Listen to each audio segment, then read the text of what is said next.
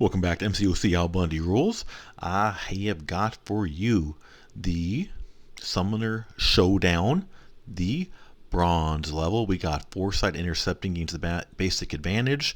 Rise to power when defenders knocked down 4-second timer. Starts active and into the blocking 15% of bar of power and divine barrier. When fighting a mystic every 10 seconds, they gain some debuff resistance such as the stagger, fate seal. So the goal here in this fight can only use 3 stars. So this is my first run through. I figured I'd go ahead and give this a try before getting to the harder versions. You can only use 3 stars on here. So we saw a look at my synergy team. I did bring a little bit of a trinity. Well, mainly I brought the Domino, and I also brought a Nick Fury, and I also brought his synergy with Deadpool X-Force in order to purify me the bleed at the beginning of the fight. And mainly though, it's not going to be synergy reliant, just give a little extra help, but nothing too crazy. My main strategy, I figured Massacre will be good here because I'm not going to want to use anything like a parry going on in this fight, because it's just going to be counterproductive. Well, Nameless King Groot, he's going to be quick to shrug it off anyways. The main part of this fight is going to be intercepting, and intercepting like a ninja. Go whoosh, whoosh, whoosh. Don't want to let him see you coming.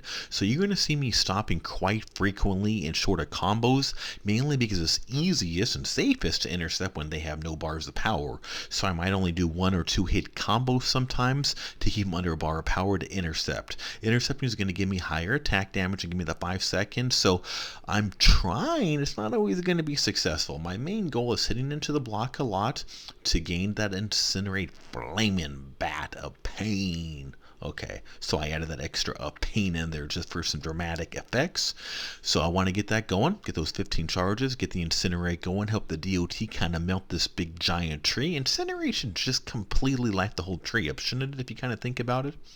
Then I'm going to just go ahead and eat the recoil. I'm running suicides, but I'm willing to go ahead and take the recoil damage for that S2. My main goal, as much as possible, is I'm going to try to have my flame and bat going with the S2 into the block, preferably doing that after an intercept. That is ideally, but I'm going to get what I take. Sometimes get wound up, kind of get going first time through this fight, so see how it goes.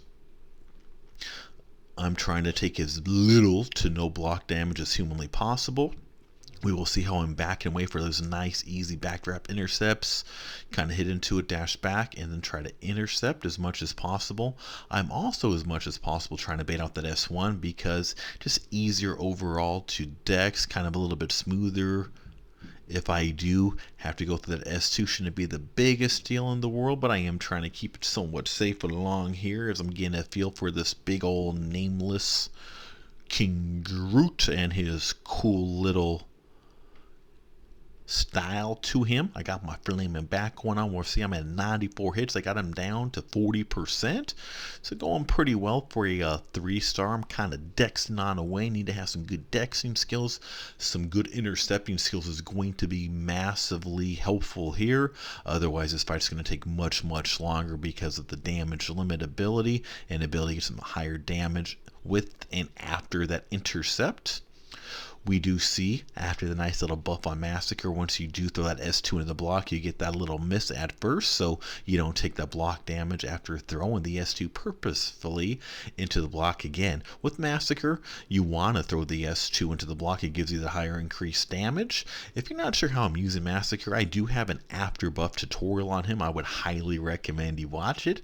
As of right now, the fight's going well. I'm completely destroying this fight pretty well. Pretty much all my damage I've taken for the most part has been through recoil, which is a fair trade-off for me. I am perfectly fine with that. If it wasn't for the recoil, I'd be probably in the 90-ish% or so, give or take. Didn't break out a calculator to the exact math, so if I'm a little bit off, forgive me. And now I'm got him down to 18%, but all of a sudden I started taking a little more damage, got some recoil, and all of a sudden my dex just stopped working. I can't dex. I don't know what happened.